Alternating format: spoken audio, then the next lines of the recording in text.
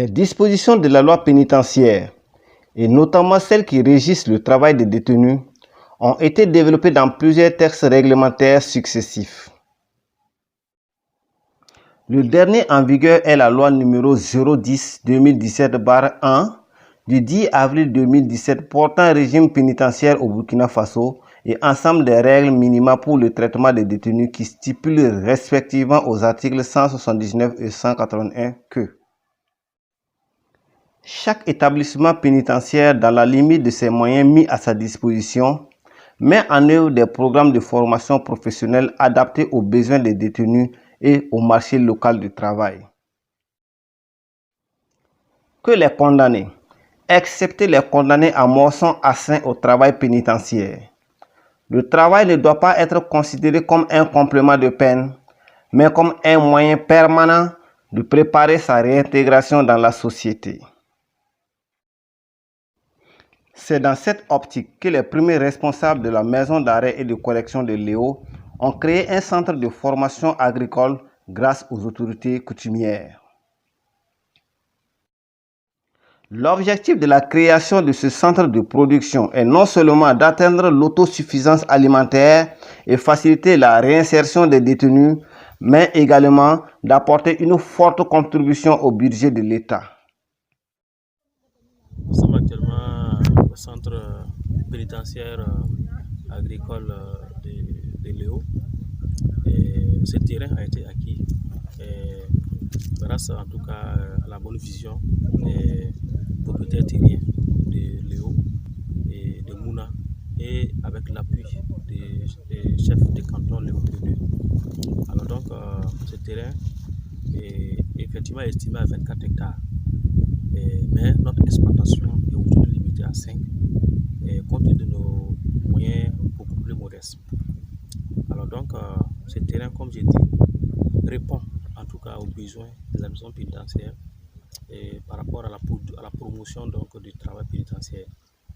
Ce qu'il faut retenir à ce niveau, les grandes superficies là, quand on l'a acquis, ça motive davantage les investissements parce que le ministère de la Justice en tout cas entend investir sérieusement sur ce terrain pour nous permettre là, en tout cas de rendre moderne notre administration et surtout que c'est les détenus qui vont y travailler, ça va les permettre également d'améliorer les conditions de vie et de préparer les réseaux sociaux. Quand je parlais donc tantôt des besoins, des 24 ans qui répondent effectivement au besoin du ministère, c'est parce que ce terrain-là ne sera pas uniquement exploité en matière agricole. Il y aura forcément de l'élevage, il y aura forcément des activités telles que même la pisciculture, il y aura également des activités telles que les formations professionnelles d'autres métiers, de l'art, de l'agriculture et autres. Beaucoup de choses peuvent se faire sur ce terrain-là. Alors donc, ce moment également est pour nous d'interpeller ou du moins de présenter aussi nos doléances à toutes les bonnes volontés, aux structures associatives, aux ONG qui peuvent vraiment appuyer donc, cette initiative-là. Donc de nous envoyer ou de nous apporter leur soutien. Je parle donc des moyens techniques d'agriculture. Je parle aussi donc des initiatives dans le centre de la formation professionnelle qu'on peut créer dans ce centre-là. Voilà, donc soyons assurés également que ce terrain est en train d'être sécurisé. Et nous avons donc introduit des dossiers ou en tout cas des pièces justificatives pour pouvoir sécuriser ces lieux-là et que ce soit un patrimoine en tout cas national. Donc la campagne agricole 2019-2020, la maison de reconnaissance de Léo a exploité au total 10 hectares. Donc vous voyez derrière nous là, c'est le sésame qu'on a exploité en 3 hectares et le niébé en 2 hectares. Ça c'est sur notre terrain à nous-mêmes. Maintenant, le terrain où on a exploité le maïs et le soja, ça c'est 5 hectares également, 3 hectares de maïs et 2 hectares de soja, qui en tout cas est exploité sur un autre terrain dont la majorité a mis à notre disposition. Voilà, donc ça aussi il faut le rendre hommage parce que ce terrain est adapté en fait à la culture du maïs et du soja qui n'est pas d'ailleurs adapté à notre niveau ici. Donc c'est ce qui fait que c'est délocalisé. Donc on a 2 sites en exploitation actuellement. Voilà. Comme tout investissement dans une zone, le site a toujours besoin d'être sécurisé.